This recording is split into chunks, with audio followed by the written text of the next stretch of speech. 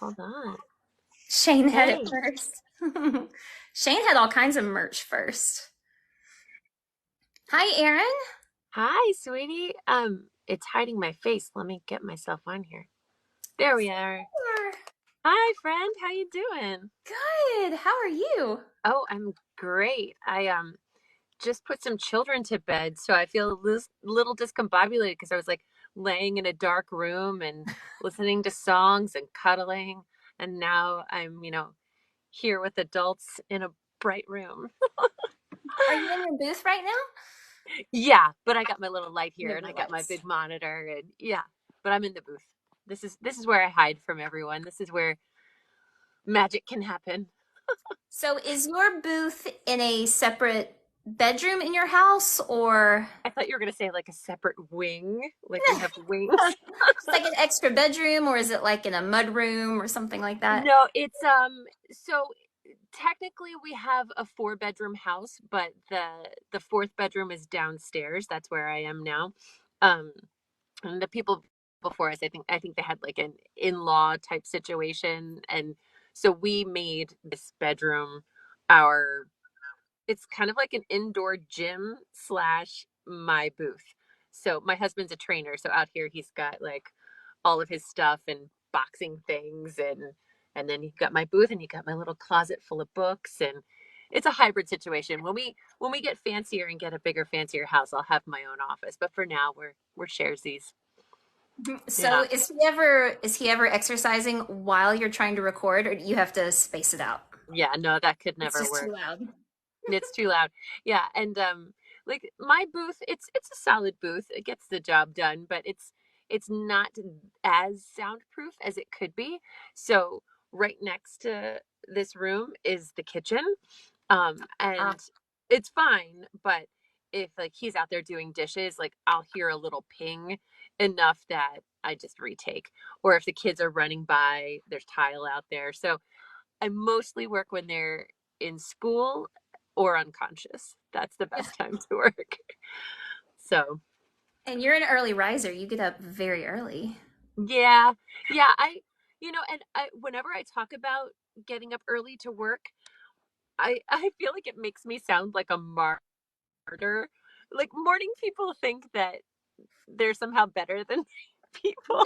Have you No, ever noticed that? It's like, no. I don't think so. Yeah, I don't know. I feel like I think society kind of praises morning people. Like it seems like productivity happens in the morning. That's It true. does for me because that's just how I function. Like late at night, I'm kind of useless. So, yeah, so getting up at like 3:30 or 4 in the morning is not a big deal to me, especially because like if I wasn't talking to you right now, I'd be passed out with the children. So it's like I go to bed early too. Oh, I'm so cool. I make myself sound so cool.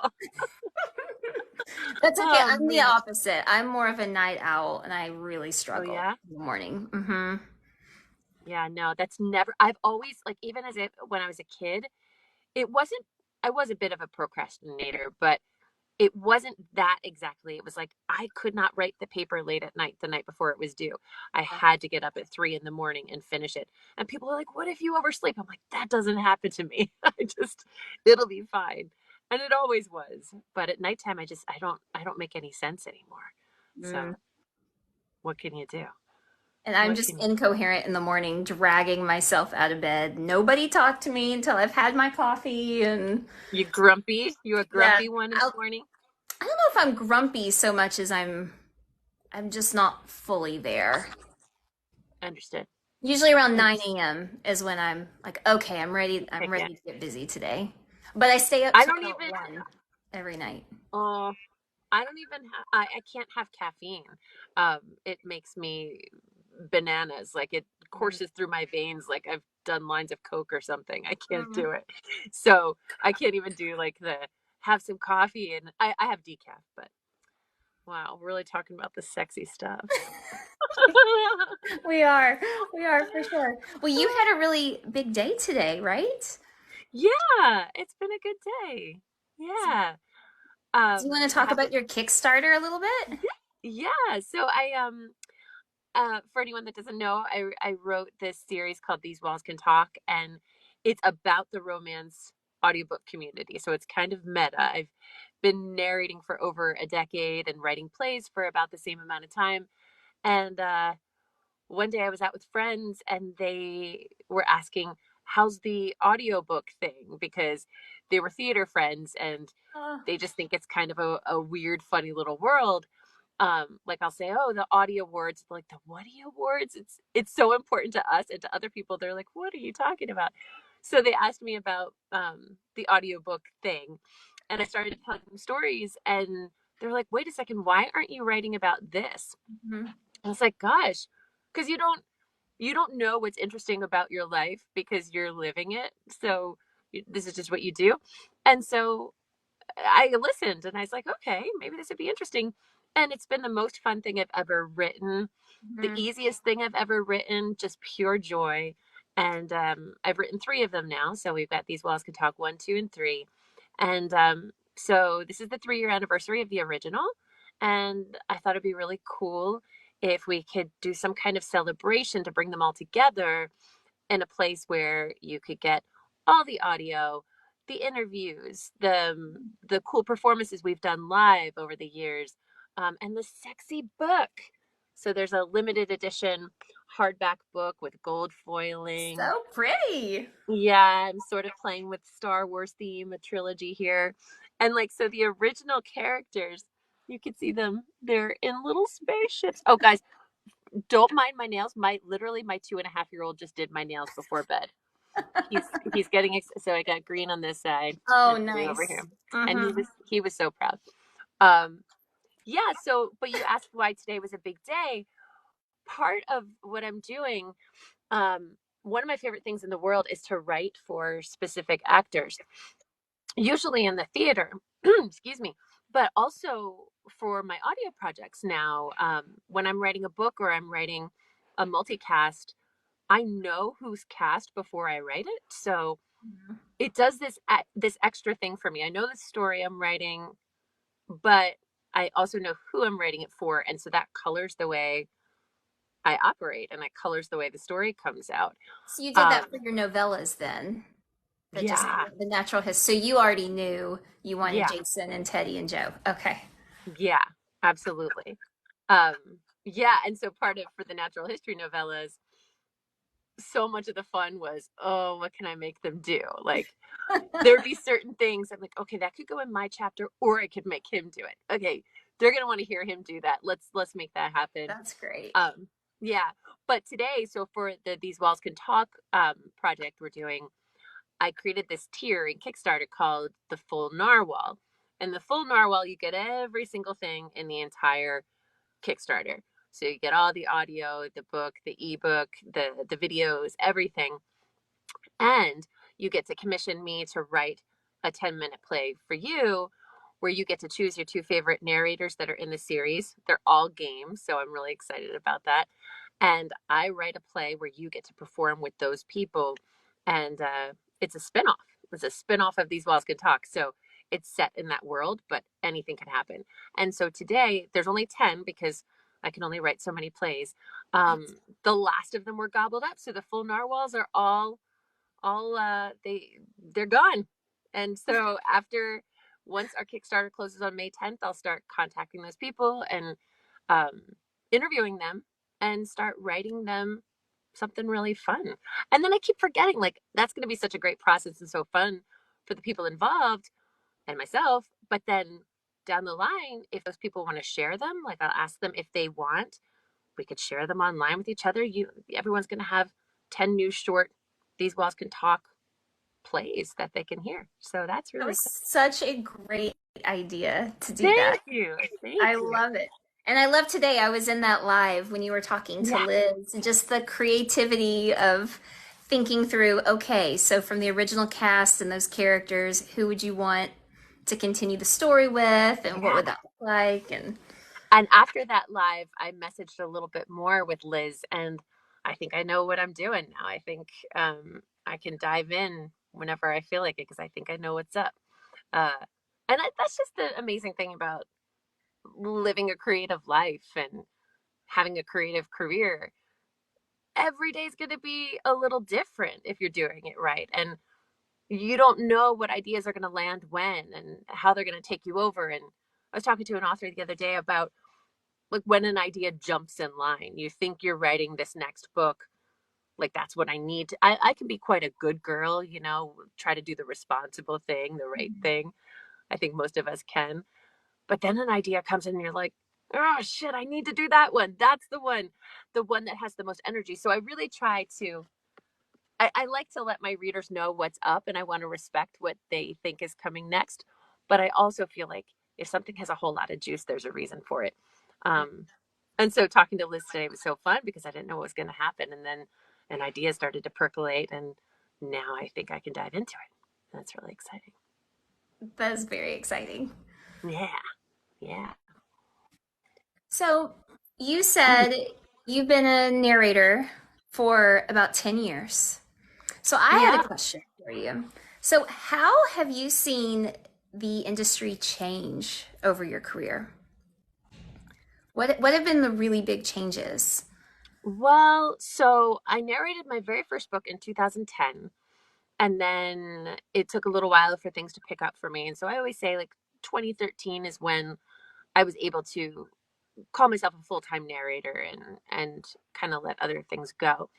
And back then, you you could have a home studio or you couldn't, and that would be fine. A couple of years in, people are like, you need a home studio. If people are saying if you're going to establish yourself from the get-go, you need a home studio. And I'd been at it a couple of years when people started talking that way, so I felt fine not having one. But then I had my first kid, and then I had my second kid. And as I was about to have my second kid, I was like, we need to get a home studio so that way I can make my own hours and Right. work weird hours and around the clock if I need to. And that's been the best thing. So I don't know of many or any narrators now that don't work from home. We pop in and out to studios, of course, sometimes, but I think everyone I know has their the ability to work from home. So I think that's a change. But also I think romance audio has really taken on just new shapes and colors in the past couple of years. I feel like when I first started, it was out there, it was happening, but I don't know that the fans and listeners were as active as they are now. Um, I mean, if you think about like the indie movement in romance in general, really, I think only started in like 2013, maybe 2012, and then it really started cooking. Um, but I would say maybe 5 years ago was when listeners are really like, hey, we're all talking about this stuff. We're making groups, we're joining together, we're doing recommendations, and we're letting people know which narrators we really enjoy. And they really started to have a lot of influence. Um, and authors started paying attention to who the listeners were asking for and responding to. And you guys have a lot of power, and that's really cool. It is really cool because we as narrators we're alone a lot of the times. Like I said, in this little dark room, we're alone and we're telling stories by ourselves. And when you're in the beginning, I felt like we were kind of creating in a void. If you don't read reviews much or you don't have a lot of friends in the industry, you don't know how your work's being perceived. And then when these groups started popping up, to have direct interactions with the people that are devouring these stories, it made things 10 times more fun and Mhm. interactive. And I think that's probably been the biggest change I've noticed. Yeah, that's part of what I wanted to get at. I was wondering how, just in the last couple of years, especially since the pandemic, how you feel things had really changed with interactions with listeners. Because with social media, audiobook narrators and authors both seem so much more accessible Oh to yeah. fans to just have feedback or feel connected to someone so that you want to read more of that person's books or you want to listen to more things that are done by that narrator. Yeah. And I know that since the pandemic, it seems like that has just grown and grown and grown. And then, the advent of book talk and Yeah. Yeah, it's all keep just talking piling about on what's each going other on. in a great way, I think, in a really good way. Yeah, because when I was an actor on stage, and maybe it was just the the age that I was or the point in my career I was, I didn't always feel like I had a lot of power or autonomy or choices. It was kind of like, and when you're auditioning for theater all the time in New York City, you often take what you're given because it's rough out there. And narration has its challenges too, but I think many of us, when we got that taste of consistent work that was exciting and fun, and we could build a life for ourselves, and there's an audience that's looking for it. You're told no so much when you're constantly auditioning for TV and film and theater. It's just part of it. And then here, it's you're told no a lot too, but you're constantly creating, and you're in this loop of feedback and seeing all you guys post, and knowing that you're hungry for what we're making is a really good Mhm. feeling. It makes you want to get in there and make more and do better all the time. Is it So, hard for you to say no to projects? uh, Like when your schedule's no. just really full? Yeah, well, I mean, when you first start, you don't have that privilege really, because you're seeing what you don't know what kind of work is going to come at you. Like, for example, I always thought that I was going to be in young adult. I thought that was going to be the work that I got. And I quickly realized that it was romance, and I was grateful for it and excited about it. I just didn't see it coming. So in the beginning, I took whatever came my way. And then I didn't really start saying no to things, I'd say, till like 5 or 6 years in. I used to get myself way too booked up, and I still do that sometimes. But you carry over that feast or famine kind of mentality when you've been, what do they call it, like pounding the pavement in New Right. York City. So you think you have to take everything because what if something else doesn't come? And I've released that now. Now I feel relaxed in that there's enough for all of us. There's a lot of work out there. Keep doing your best work, and hopefully more will come. And yeah, I do say no to things that don't feel lined up with the kind of work I want to be doing now. Or if I know saying yes to this thing that I sometimes really want, if I know that will turn my life into chaos, I know enough now to know that's not worth it. So, Mhm. yeah. So, how many audiobooks a week do you think you work on? Um, Or it is it used to easier be to think of it in terms of a month? Like, how many books do you think you would do in them? in in terms of a month, it can be anywhere from 4 to 10.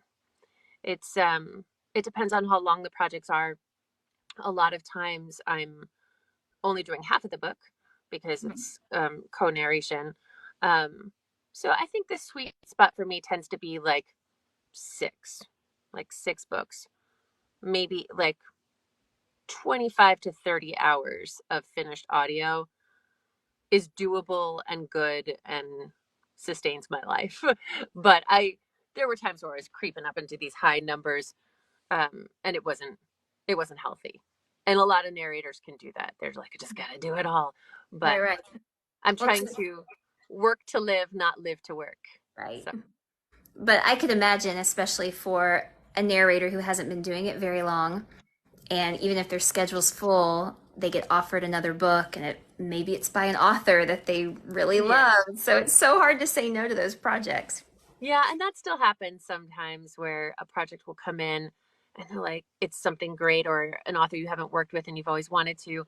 And they're like, we need the files in 2 weeks.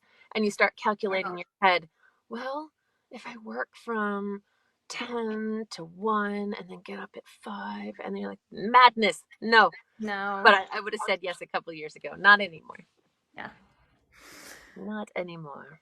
Well, especially because you have 3 kids now, right? I do. So Yeah. yeah, third one comes along and they're still all so young, and yeah, that would be really Yeah. hard.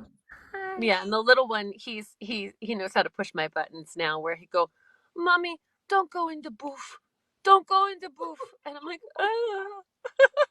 And so I was like, "I would love to stay out in the living room and play with you right now, but I gotta do a little time in the booth, and But then I'll come back out." that's so cute.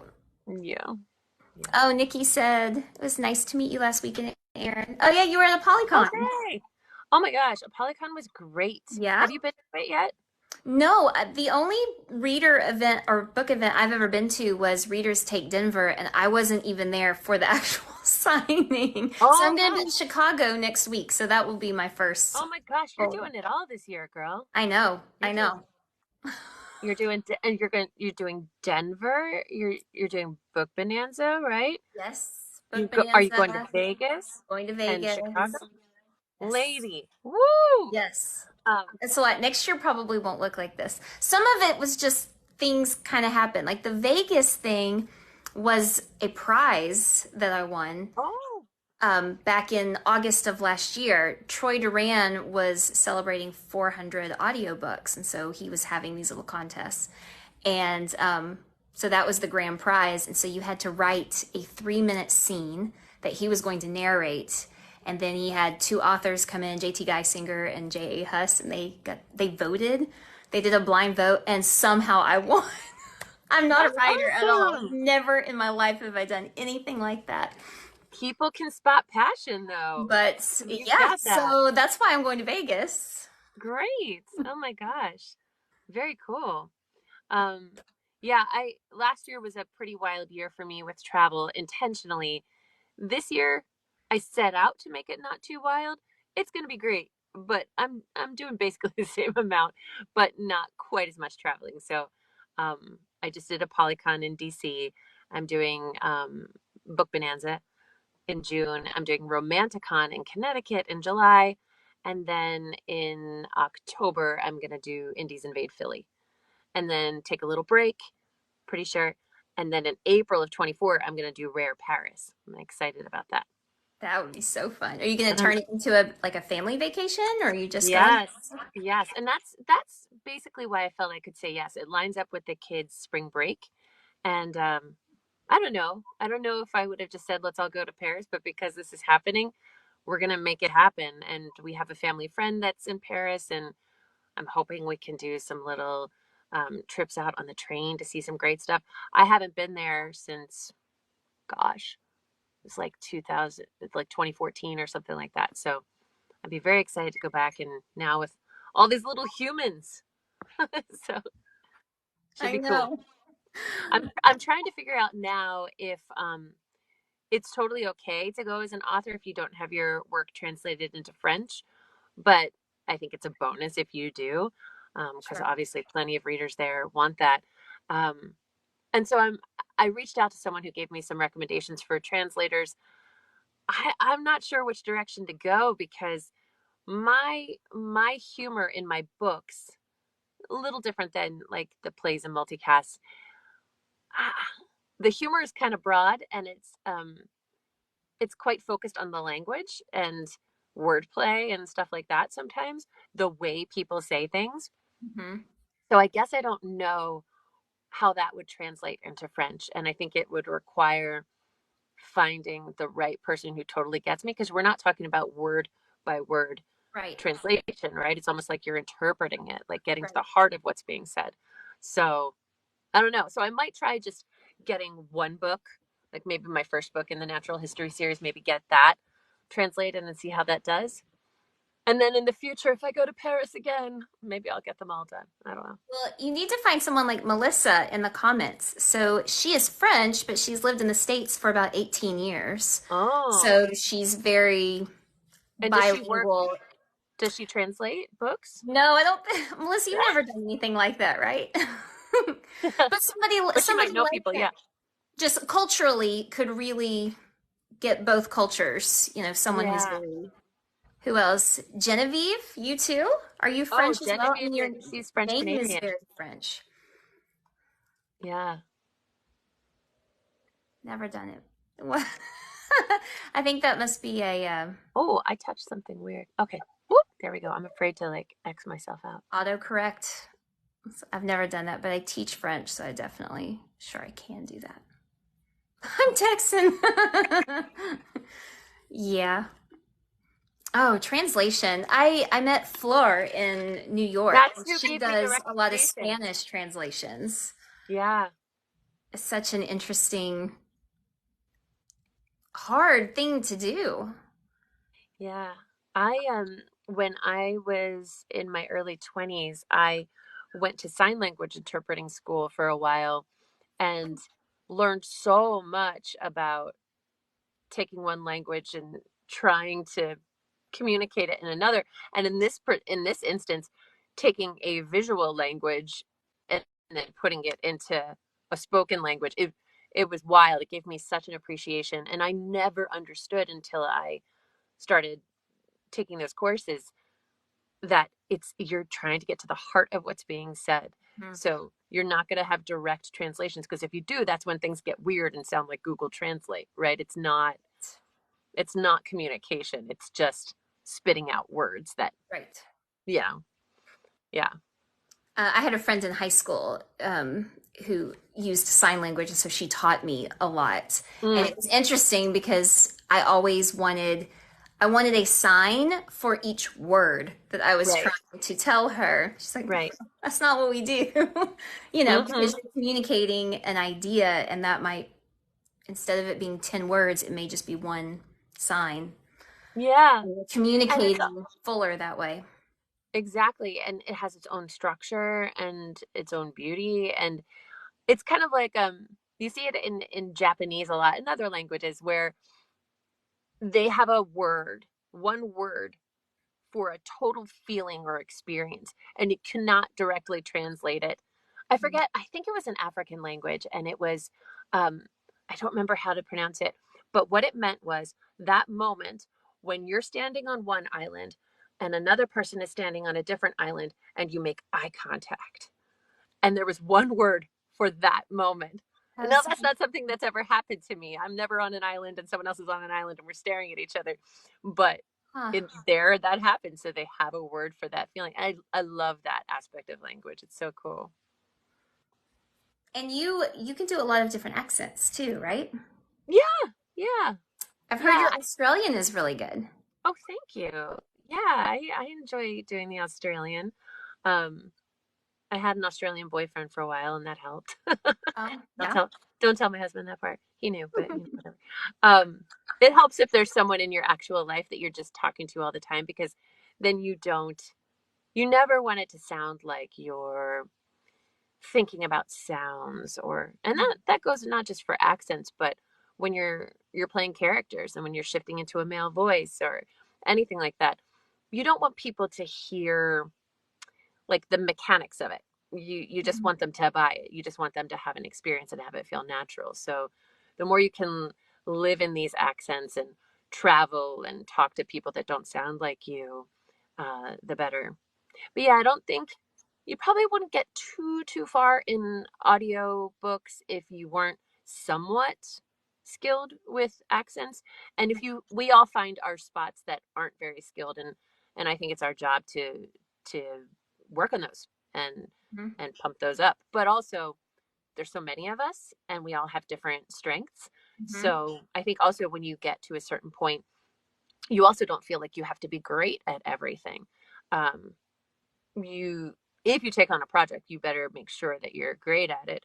So if I see something coming up and I'm like, I can sort of do that accent, but I know she kills that accent. Yeah. So I'll pass and let someone who's amazing at that do that.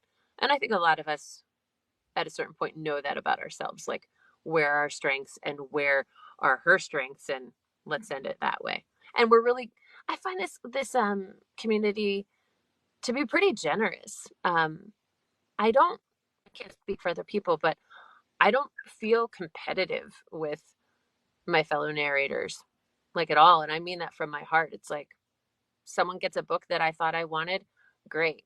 Then I'll get a book that they thought they wanted. And it's all just, there's enough for everyone. That's what I always say. And you want it to be the right marriage of author, text, and narrator. It's when those three things, and oh, well, four things usually, because there's usually two narrators typically for romance. When those things all come together, then there's magic. So you can't force that.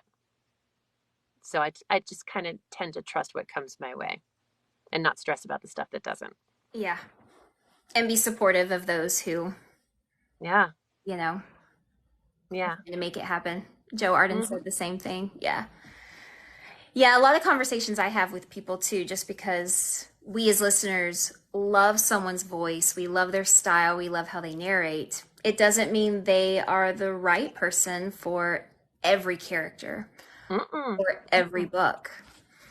No. And sometimes it's not even like right or wrong. It's just this inexplicable thing that just, so for example, in These Walls Can Talk, Joe Arden plays Atticus, and he's the most famous, successful romance narrator in the world. My favorite And fictional character of all time, yeah. Atticus is. I And love then Teddy Hamilton plays Neil, who is him. a recovering misogynist and Yes. an engineer, and later turns into, spoiler alert, a narrator as well. But in the interview that we did for the trilogy, for the audio, I asked them, I said, for my readers group, then a lot of people were asking, who would you want to play if you didn't play the character that you were given? Yeah. And yeah, and most people were like, I don't know, it all feels right. It's like all meant to be. And then we all kind of agreed that Atticus is really fun, and most of us would like to play a role like that. But Teddy was really wise. He said, but yeah, if I, Teddy, played Atticus, it would just be a different character. It would just, he would be different. And that's the beauty of performance. You take the text, you take an actor, you blend them, and it becomes something singular. And if it was in someone else's hands, it would be different. And that, I think, is so cool. Hmm. So why compete with anyone? Just be yourself and then let that come to the text and see what happens. And it can be really cool. Do you encourage a lot of newer narrators to get coaching? Yeah, for sure. For sure. Um, and I'm always encouraged when they take that advice. Um, because it's tricky.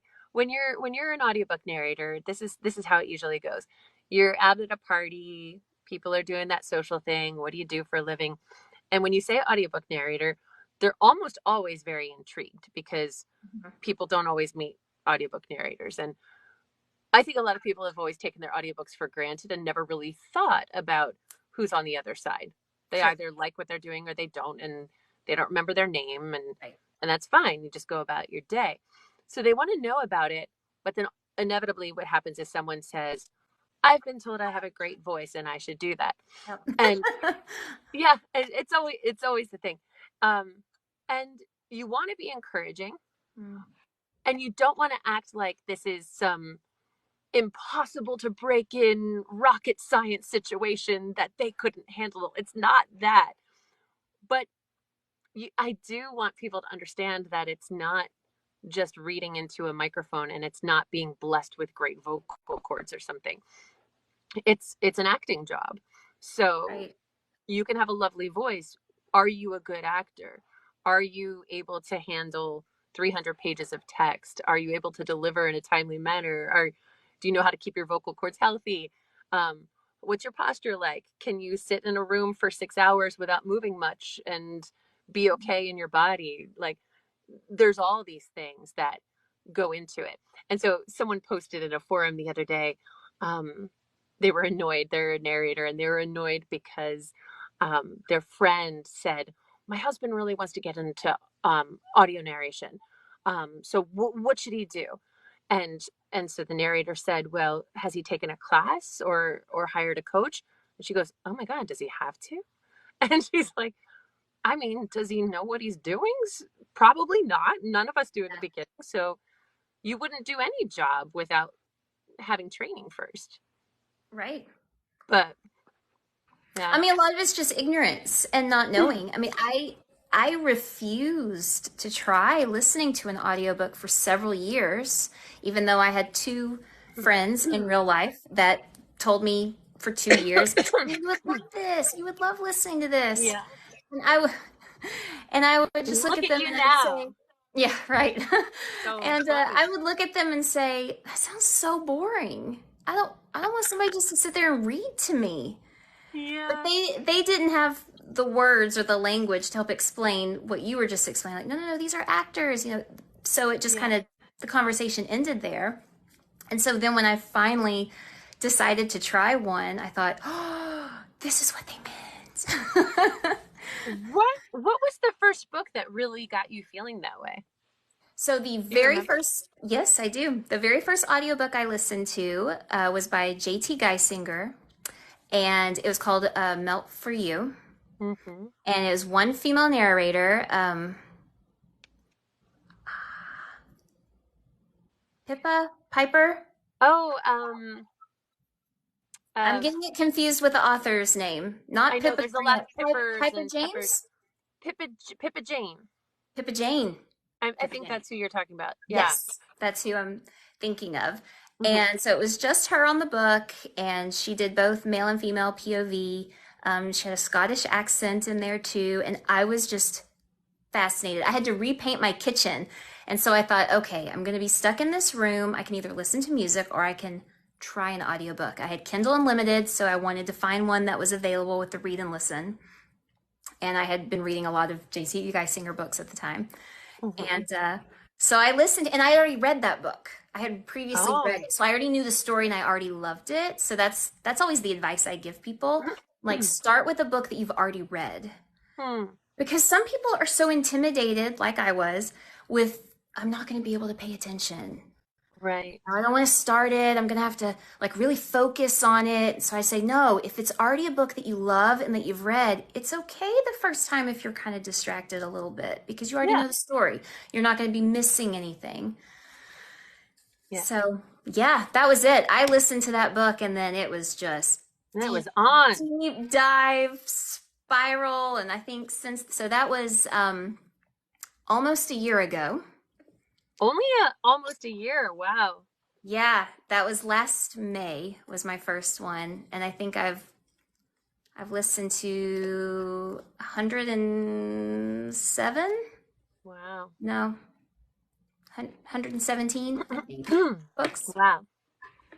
And I think we sort of talked about this before.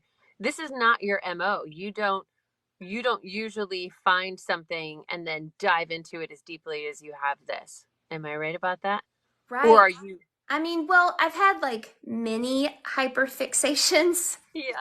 but I mean, but they're very short-lived. Hmm. You know, I'll get kind of excited about something new, like a home project or something, and I'll, dive in for a couple of days and then I don't want to do this anymore. So Yeah. that's more of my MO. This was just, I mean, I have talked about this on this platform before. I'm almost 42, and Hmm. I feel like I've lived my whole life not feeling very passionate about anything. And Hmm. so I've always loved watching people or meeting people who really have a passion about something, like watching competition dance shows or singing shows or something like Yeah. that. Because I see these dancers and they live and breathe it and they're just so beautiful with their art and I would get emotional watching it because I would think I've never experienced that. I don't know what Mm. that's like.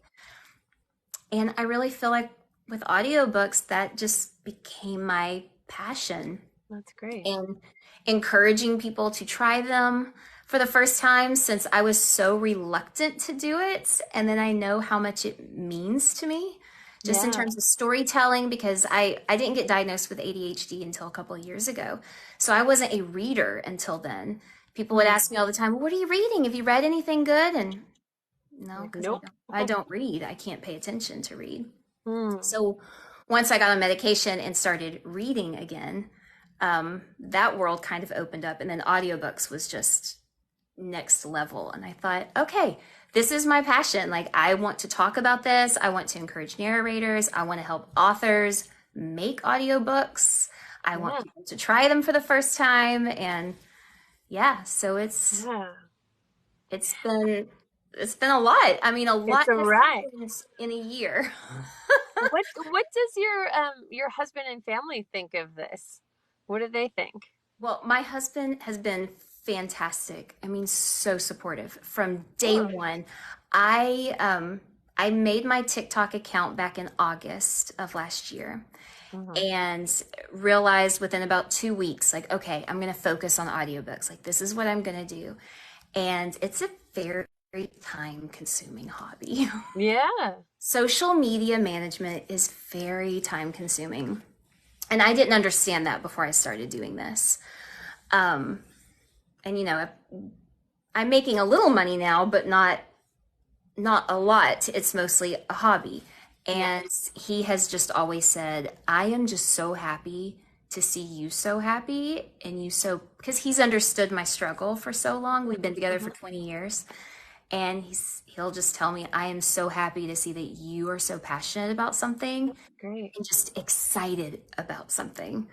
Yeah. So he's he's been fully supportive, even the days that I'm very focused on something and it's 6 o'clock and he just got off of work. He works from home sometimes and he'll say, hey, do we have dinner plans? I'm like, oh, I don't know. Do got to you have eat. dinner Yeah, plans? and I was like, I don't know. Do you want to throw a pizza in the oven? Sorry, I didn't think about it. Yeah. You reminded me of do you know Elizabeth Gilbert, like who wrote Eat, Pray, Love? And Yes. yeah, she has this book called Big Magic. Have you ever listened to that? Mm-mm. It's she narrates it herself, and she's a very beautiful, soothing, like just talking to a friend kind of voice. Um, and Big Magic is all about creativity and how it works and how you work with it.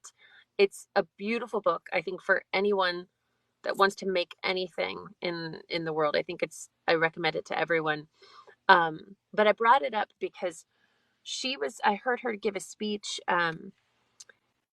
What was she? It was on a podcast. She was talking about how she gave this speech about passion years ago and she regrets it now because Oh, her whole speech was about finding your passion. Like she knew she wanted to be a writer from the time she was a very little child, and she's built her entire life around making that passion grow. And so she gave this speech maybe 10 years ago about passion and that very thing. Find it out as soon as you can and then devote your life to it. And she felt really good about the speech and she was like, oh yeah, I'm awesome. You know, have that internal feeling of like, boom, that went well. And then the next day she got this email from a woman, and the woman basically said, your speech destroyed me. That mm, was the worst thing I could have heard, because oh, she said similar to you, but it sounded like she was really suffering through it. She's like, I've spent my whole life not knowing where to put myself, where to put my energy and my love. oh, Like I I got have all, goosebumps. yeah, like I have love, I have energy, I have spirit, and I don't Oh, know what to do with it all. And your speech basically told me you're screwed because you just need to figure it out. And from then on, Elizabeth Gilbert said that she shifted it, that she'll never say that in a speech again, about it's all about finding your passion, because some people have a big one, some people have a little one, sometimes some people, that what they're interested in changes, and that's part of, I'm different than I was 10 years ago. I'm passionate about things that I didn't care about back then. And I think life is so much, if you're going to be happy, about continually opening yourself to what's next and bringing your full self to that. Whether it's your parenting, whether it's doing the dishes, whether it's starting a TikTok, like bringing yourself to wherever you, and not forcing yourself to think you should be somewhere else or you should have something else. Like this is it. Like this is always it. You know, like the future never comes and the past is gone. It's like this is it. right. Um, yeah.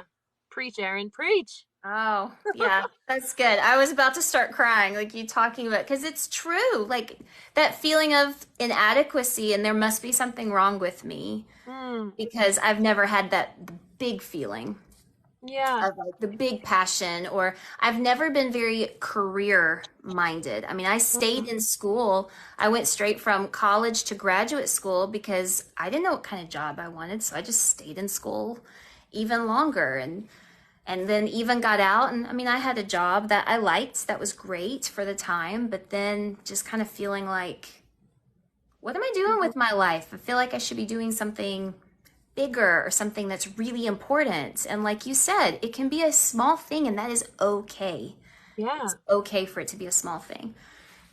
And I think we've really, most of us have very busy lives. And oh gosh, my husband and I went out to dinner with friends the other night, and we were talking I don't really want to get into this. We were talking about AI and audiobooks and all that stuff. Um, and this particular set of friends, they're kind of old school in a fun, very endearing way. So they likened it to washing machines. And they're like, I wasn't saying that I was worried, but they said this has happened throughout history all the time. We're always replacing ourselves. So people used to spend all day long on their laundry, and then a Laundry. washing machine comes out. Yes, people lost their jobs because people suddenly had these machines.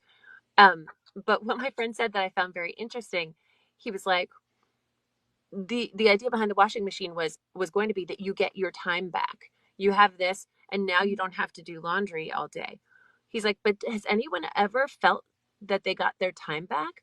Because most of us then give it to something else. We're always busying ourselves, and I'm very busy, but I'm trying to teach myself that busyness is not indicative of your value or your worth, or it's not always the best thing. I i get my best ideas when I finally allow myself to relax, to chill, literally to do the dishes, to like walk outside barefoot. um we're allowed to have space, and I think people can't find their passion when they're like up their own ass and like holding a fist over their life. You know what I Right. mean? You need And to when you, release it. yeah, and when you do give yourself that space to rest or to be quiet, that does not equal laziness. No, no. Yeah. And I think that's something that we all really struggle with too. Just our culture. We're not supposed to be too busy, but we're supposed to be busy enough because if you're idle or you look idle or you are resting too much, you're not being productive, then Right. that's frowned upon too.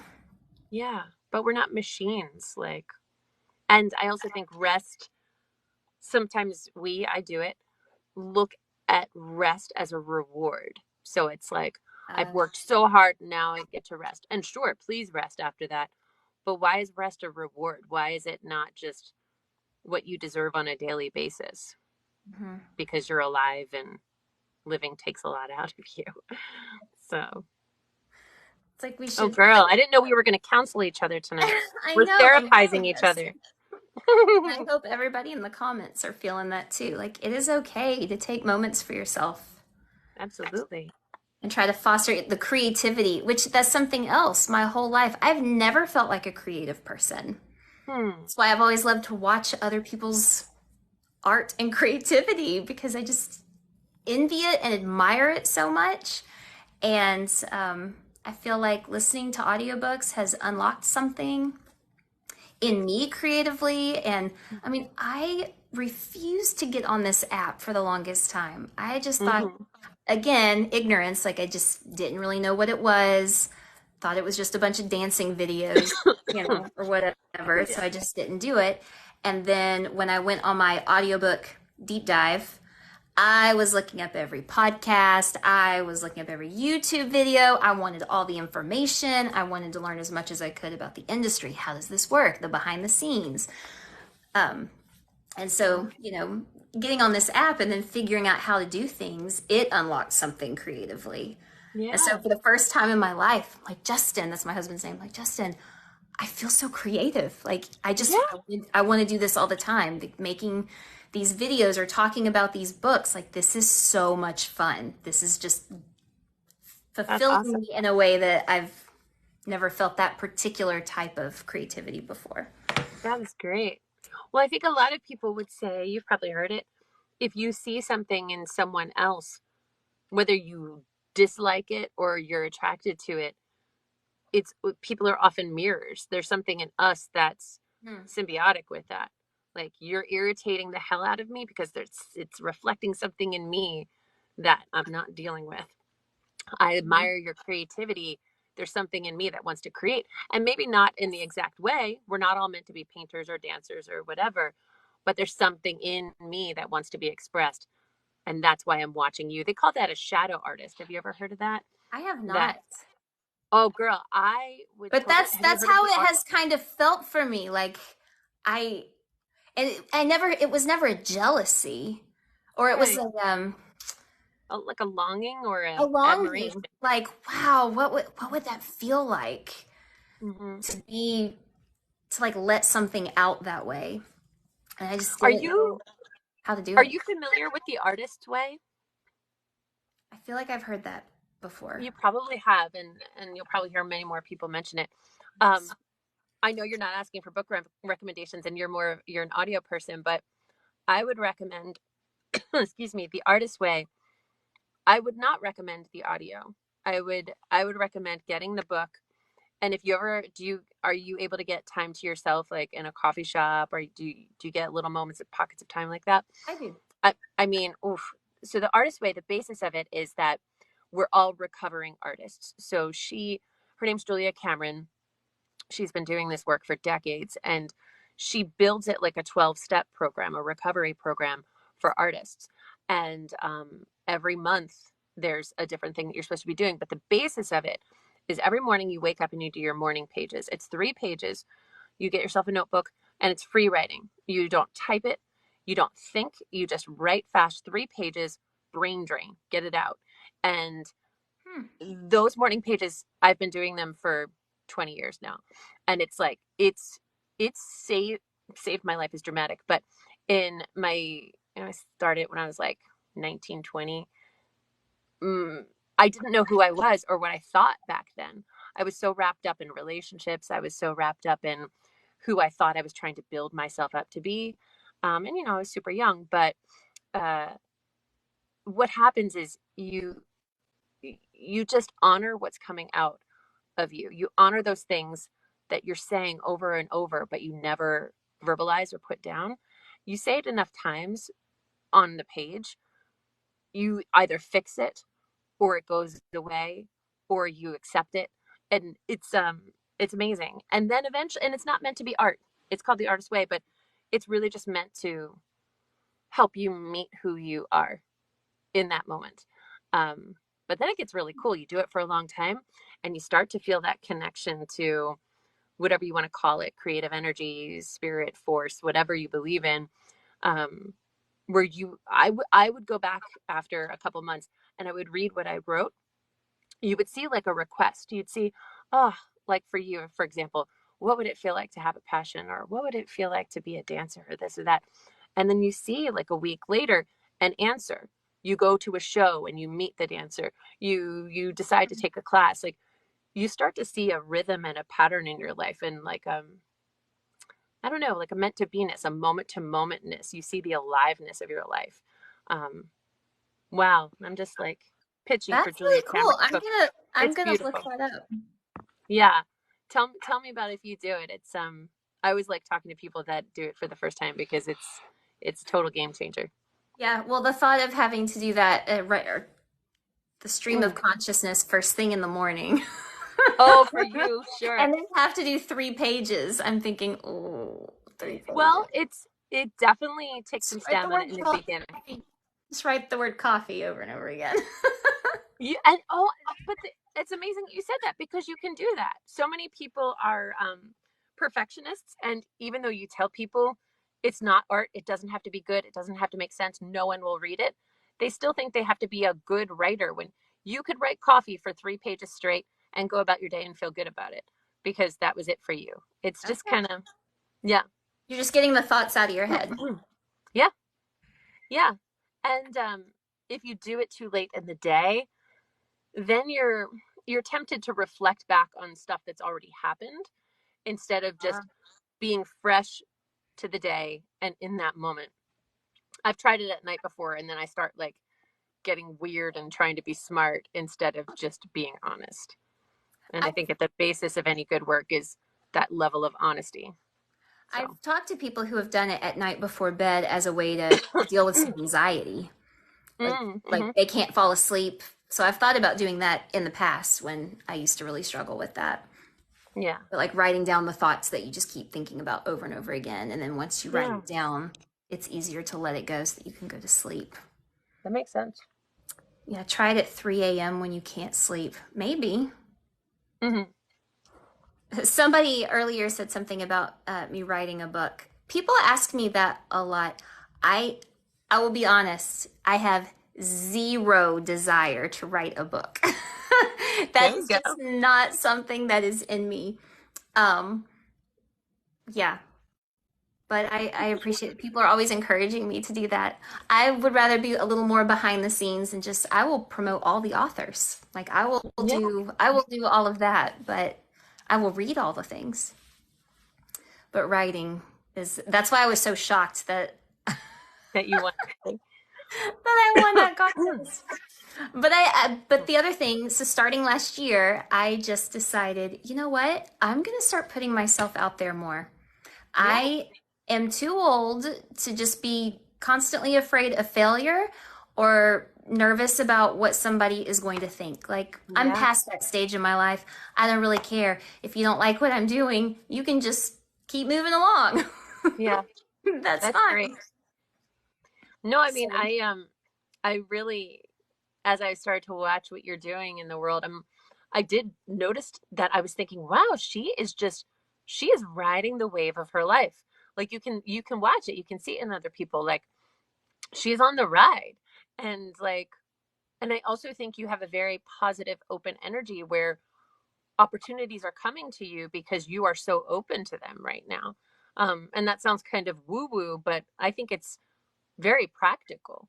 Like, who wouldn't want to be around that kind of energy? Someone that wants to be there, that wants to support, um, that is positive and open hearted about things. Like, we all want to be around that, right?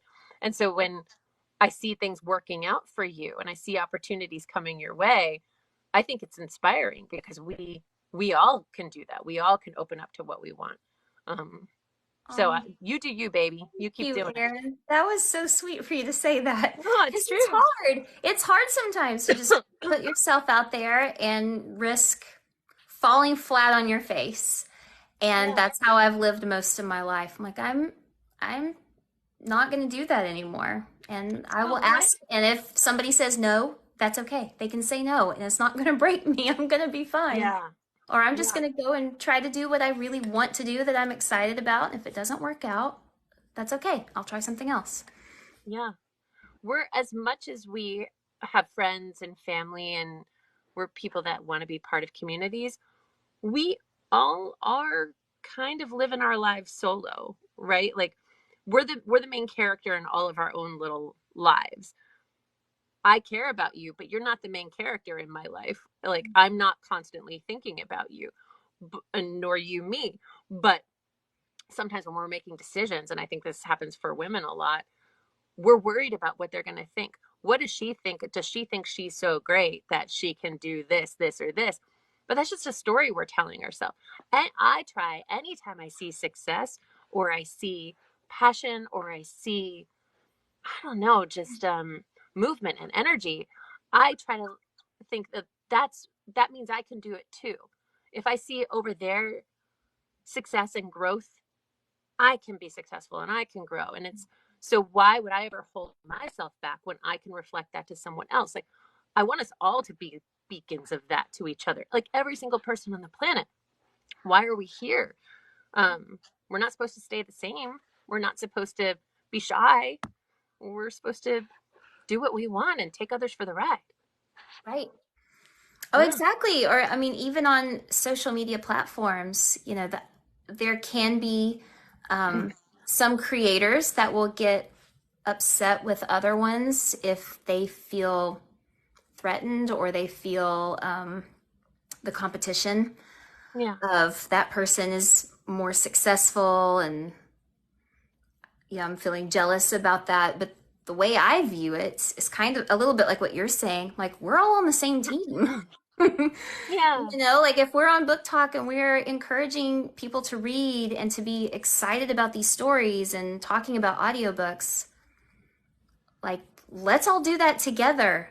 We don't need Yeah. to be bad mouthing each other or tearing each other down because somebody has a larger account. That's okay. Somebody's always going to have a larger account. That's not the Yeah. goal here. So, And I think jealousy is it gets a bad rap too. I think jealousy is a natural emotion. It doesn't, I don't think it means any of us are bad when we feel it. I think it's a matter of what we do with it. Right. And going back to Julia Cameron in her book, I don't know if it was that one or a different one, she talks about jealousy maps. So treating it like a map. So okay, I feel jealous right now or envious of something I'm seeing in you. What is it? Why? Mm-hmm. And that's not a reason to hate you. It's a reason to look at me and think, so what is it that I feel I'm missing? What is it that I'm Right. yearning for that she seems to be getting effortlessly? Okay, great. So then I can say thank you. Not to your face, maybe. Maybe, I don't know. But you're showing me something that I need and want in my life. And that's to be celebrated. And it feels gross in the moment when you envy someone, but it, Mm-hmm. it can be good and how you use it. Yes, self-reflective. Like when you feel, Mm-hmm. I mean, because I've had moments like that where I'll like start to feel a little hint of something, but Yeah, instead of targeting that person, like they're doing their things, look at my own self, like, okay, where is this coming from? What is going on in my heart? Like, why am I feeling that little thing? Okay, this is something I have. That's not that person's issue. right, This is a me issue. right. I got to work on that. Shine your light, baby, shine it. That's right. Because we all have those moments. Like we all Yeah, have those kinds of situations. But it's just when I have had those, it's like, okay, let's remember we're all on the same team. Like yeah. we want to elevate this community, elevate narration, And we're and all books and allowed to authors. take up space. Like, I think a lot of us make ourselves smaller in our passion and our energy. We don't take up too much space because like we don't want to bother anyone. But like I don't make your life better by me shirking away from the things that excite me. Right. Yeah.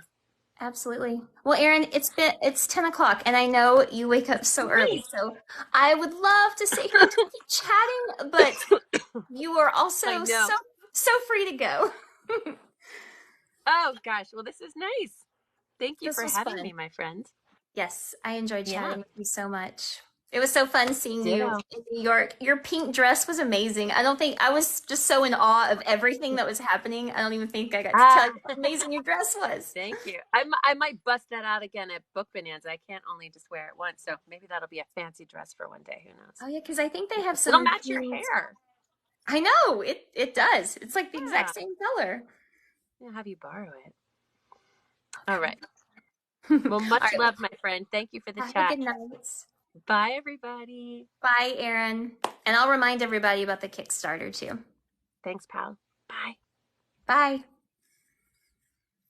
Yeah, so one of the reasons I asked Erin if she wanted to do this was to